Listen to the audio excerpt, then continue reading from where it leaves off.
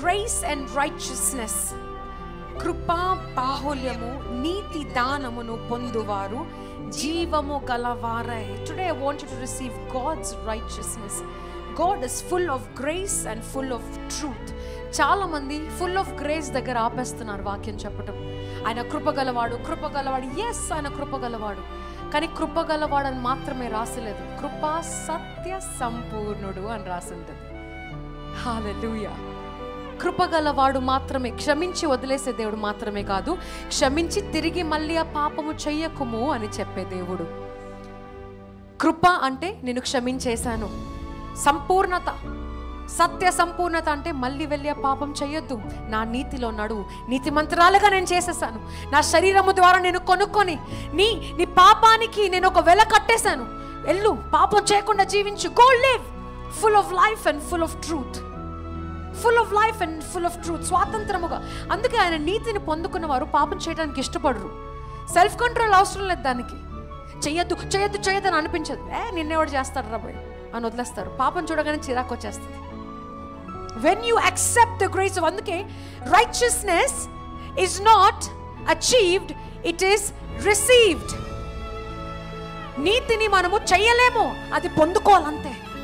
ఆయన చేసిన మంచితనం మనం పొందుకొని ఆ మంచితనంలో నడవాలం అంతే. Simple as that.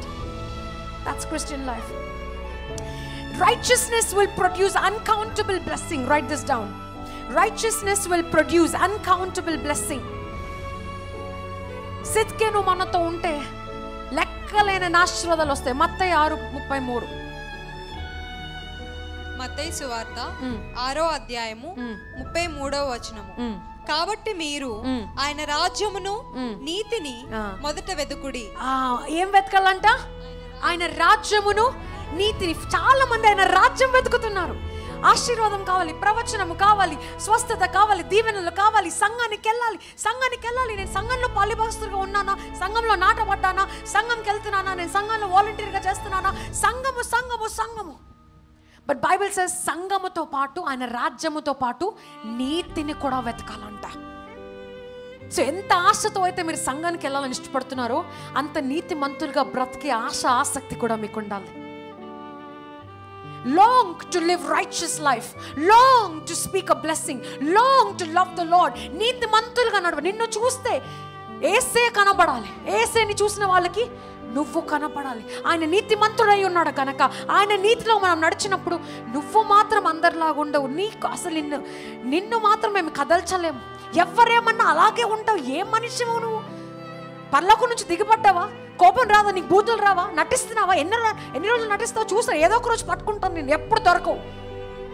ఎంత పట్టుకుందామని ట్రై చేసినా ఎప్పుడు దొరకవు. Why? You're craving for righteousness. You're walking in righteousness. It becomes your natural lifestyle.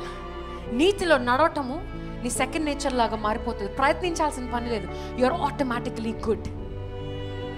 మొదట ఆయన నీతిని, ఆయన రాజ్యముని వెతికిడి, అప్పుడు అనుగ్రహింపబడు. So stop praying for blessing. Just walk in the righteousness. అవన్నీ నీకు అనుగ్రహింపబడతాయి. Amen. The business will come to you, the job will come to you. నీకు కావాల్సిన ఉద్యోగము, నీకు కావాల్సిన ప్రమోషన్, నీకు కావాల్సిన వివాహము, your marriage will come to you, your parents will be fine, your vision will get better, your spiritual eyes will be open. భాషలో మాట్లాడటం మొదలు పెడతారు. అత్యధికమైన మేలు. You'll see uncountable blessings when you just follow these two things. ఆయన రాజ్యానికి ఎలా ఉపయోగకరంగా ఉండాలో చూసుకోవాలి, ఆయన నీతిని ఎలా పట్టుకోవాలో చూసుకోవాలి. Jehovah Sidkenu, the Lord our righteousness. నీతిమంతుడు. అందుకే the church is always about character more important than any gifts that you have. నీకు ఎంత శక్తి ఉన్నా సరే నీ క్యారెక్టర్ ఉందని అడుగుతాడు దేవుడు first. Do you have the character? That's why God will test your character before he gives you a blessing. ఆశీర్వాదం ఇచ్చే ముందు నీకున్న క్యారెక్టర్ని చెక్ చేస్తాడు. ఎందుకంటే నీకు ఆశీర్వాదం ఇస్తే నీ క్యారెక్టర్ లేకపోతే ఆ ఆశీర్వాదం నీకు డేంజర్గా మారుతుంది. That will become danger to you and to the kingdom of God, and God doesn't like that. దేవుడికి అది ఇష్టం ఉండదు.